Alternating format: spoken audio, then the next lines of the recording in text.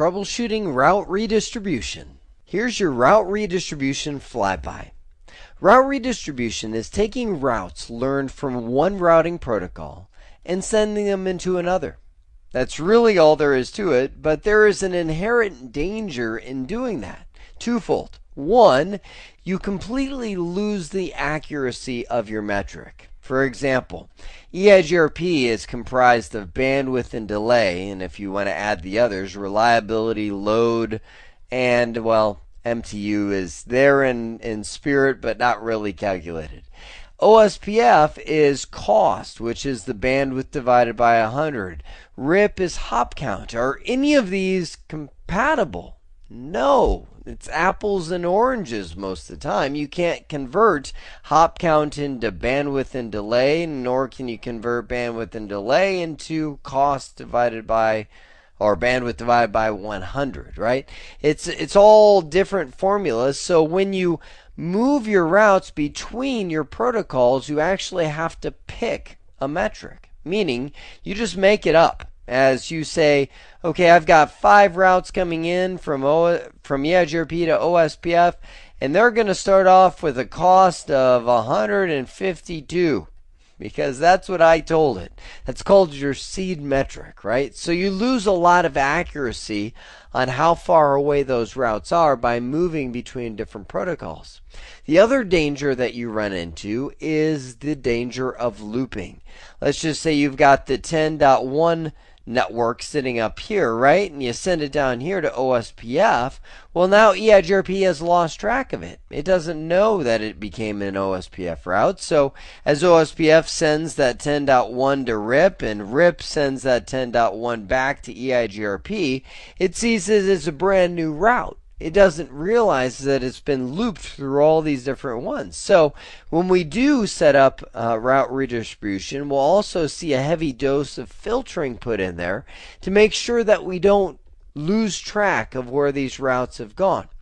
By the way, if you ever move on to the CCIE lab exam, I would tell you that route redistribution and filtering is I would say it's at least half the exam. I know that sounds crazy, but that's what a lot of it is you walk through the steps of the exam, and they're kind of like, okay, we want you to do this, and do that, and do that. And they have you end up doing all these different redistributions. In the end, they end up having you blow up your network because you've got so many loops in the network because you followed their process that you now have to go into React mode to fix them all, right?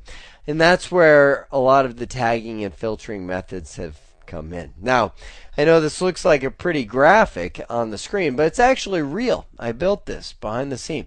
This is router 1, router 2, router 3, router 4, just glancing at the diagram, router 5, and router 6 that I've got in a demonstration. Now I went and set up the protocols exactly like they're shown there in the diagram. Let's see if I can shrink this down just a little bit. Okay, so router 1, let me just do a show IP protocol, is running EIGRP. You can see its native tongue up there. If I do a show IP route, even though it's got neighbors and it's communicating, it's not getting any routes because essentially everything is directly connected and there's no redistribution happening. So let's hop over to router 2, show IP protocols here. We should see that this guy's running EIGRP up top and it's running RIP down on the bottom. Now, the beauty of redistribution, here's how it happens. I go into router 2. I move into the protocol that I want to redistribute into. So if I want to send routes into EIGRP, I'm going to do router EIGRP and then whatever the autonomous system is. I'll type in redistribute and then the protocol that I want to send from. So I'll say RIP in this case, and we'll say as these routes come across, they will have a metric of, and this is where I just make something up. You type in a value for each one of the 5 metrics that EIGRP requires, and that will become the seed metric for it. Now notice anytime you do a redistribution, a route map can get involved. And I will tell you, this is 90% of the time what you'll be using to really hone in your redistribution. For now, I'm just going to hit the enter key because that will send every RIP route that router 2 knows about into EIGRP. Now let's hop over to one more juncture point. Router 4, show IP protocols. I've got RIP over here on the left-hand side on its two interfaces. And then I've got OSPF over on the right-hand side. So let's redistribute the OSPF routes into RIP. Sound good? So I'm going to go into router RIP. That's what I want to redistribute into. Redistribute OSPF. And we'll do process ID 1. We will do, and notice again some different criteria based on the different kinds of protocols. We can say match internal, external, or I can leave that off and just redistribute everything. I'll say metric. We need to set a metric. Now, there's some protocols that will have an infinite metric if you don't set them, like for instance RIP will. Others have a default metric, default seed metric, like OSPF has a default metric of 20. So those are things that you probably don't need to know off the top of your head, but it would behoove you to always set a seed metric regardless of what protocol you're dealing with, and that way you never run into a challenge. Okay, so now I'm going to come over, let's jump all the way back to router 1 and do a show IP route. And you can see EIGRP is now picking up, hey, there's some external routes coming into the mixture. One thing I did was I added loopbacks from every single one of these routers, and I tagged it with its router ID. So essentially the loopback for router 3 is 3.3.3.3.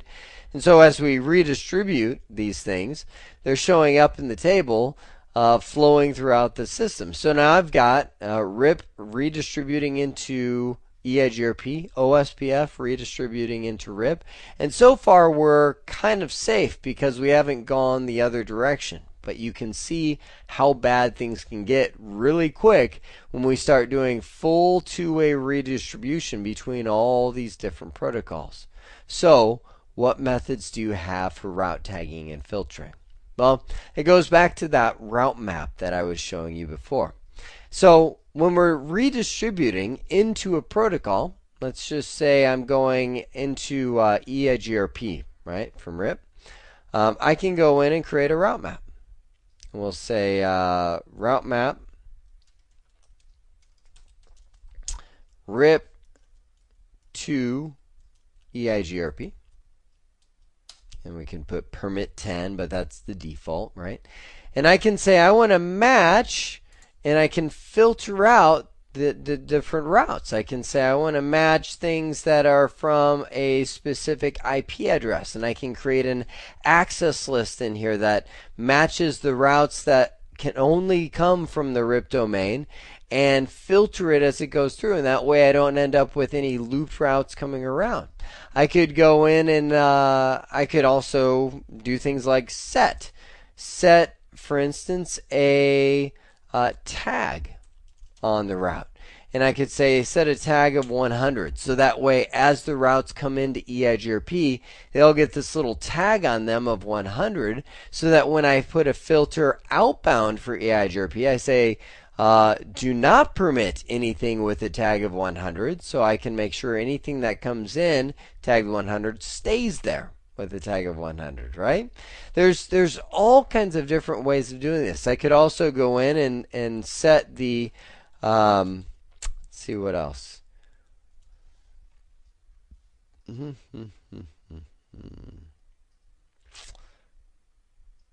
Other things. For some reason I'm saying, oh no, there's setting the administrative distance. It's not done from the route map.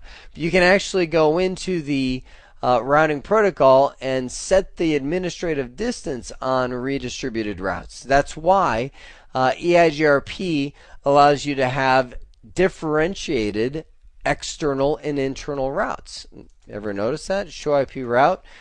We've got EIGRP, which typically has an administrative distance of 90, but look at all these routes. They're coming in with an administrative distance of 170. The reason they do that is because you want to make sure that your internal routes always have precedence.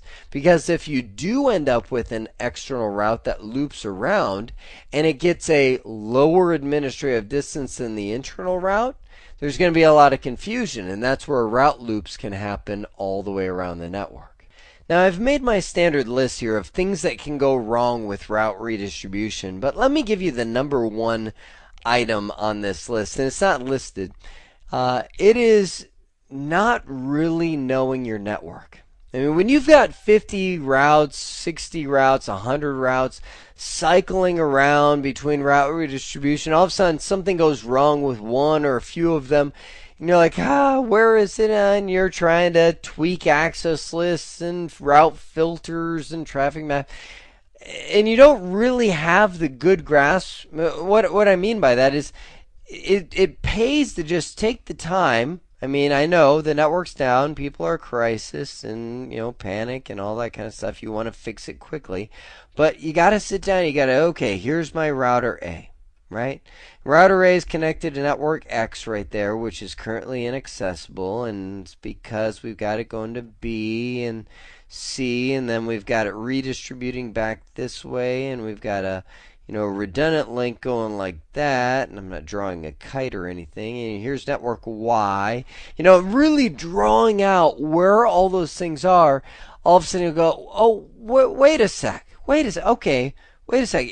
If I didn't really change anything, but all of a sudden this went down, then what? I bet you, you can start putting together those puzzle pieces rather than just jumping on a router, doing some show commands and tweaking things. I mean, before then you've unraveled too much of the puzzle, and it's building from ground one or square one to get it all back up again, right? So beyond that, failing to filter routes properly is the number one cause of route redistribution failure. Just like I was showing you before, you can have routes that end up looping from here to here. I just did a couple redistributions on that little demo, but we could keep going and just redistribute around and watch that network fall to its knees, because you'll see these routes keep jumping and jumping and jumping. You'll start seeing things in the routing table like 3.3.3 is possibly down, and then it comes back up, and then it shows possibly down. I mean, weird stuff that you're not used to seeing. Lack of a seed metric. Like if you do redistribution without a seed metric, there are protocols like RIP, like EIGRP, that will come across with an infinite metric. So you'll never actually see any routes show up until you set a metric. Or maybe you set one that's too high, like you set RIP, which can be a control mechanism to say, well, let's start them off with a hop count of 14, so they only go 2 more hops and then they die. Well, if you forget that you did that and you need them to go further, then you'll have to come back and tweak that metric because you set it too high, right? Misconfigured route map or access list, not matching the correct routes or matching too many routes or too few routes with the route map. Route maps, when you apply them to route filtering, really do deny routes. That means I talked about route maps in terms of policy routing, and I said when something's denied from the route map, then it falls back to normal routing mechanisms, looking at the normal routing table. Well, when you use a route map to route filter, well, then anything that it denies in the route map is truly denied from passing through redistribution. Did I say route map to? Yeah, I said route map to route filter, right? So it'll filter routes that go through and deny them from being accessed. So a deny really is a deny using the route map there. Missing route map applied to redistribution. This happens to me at least twice, where I have been on a router and I will do a no route map such and such because I go to I want to reformat, and then I get some calls, hey, everything's down.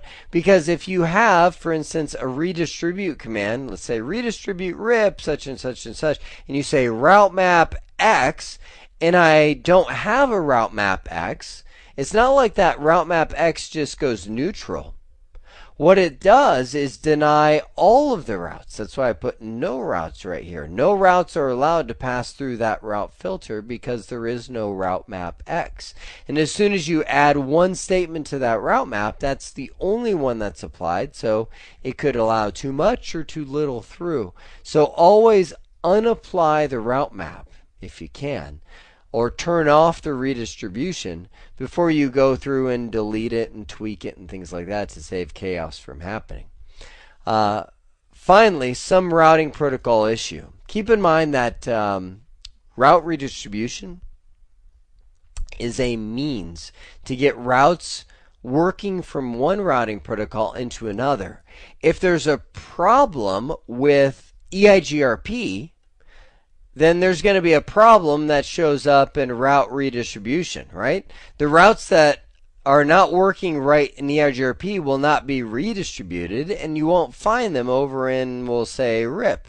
And Cisco will a lot of times mislead you in a different direction. They'll be like, hey, here's a troubleshooting exam, sample question, not exactly from the exam, but it might say something like, hey, we're not seeing these 10.5 routes in the RIP network, which we just recently implemented redistribution, so it kind of leads you in this way that this is a redistribution issue, when really the core issue may be in the protocol that is being redistributed. Well, there's some perspective on troubleshooting route redistribution. I hope this has been informative for you, and I'd like to thank you for viewing.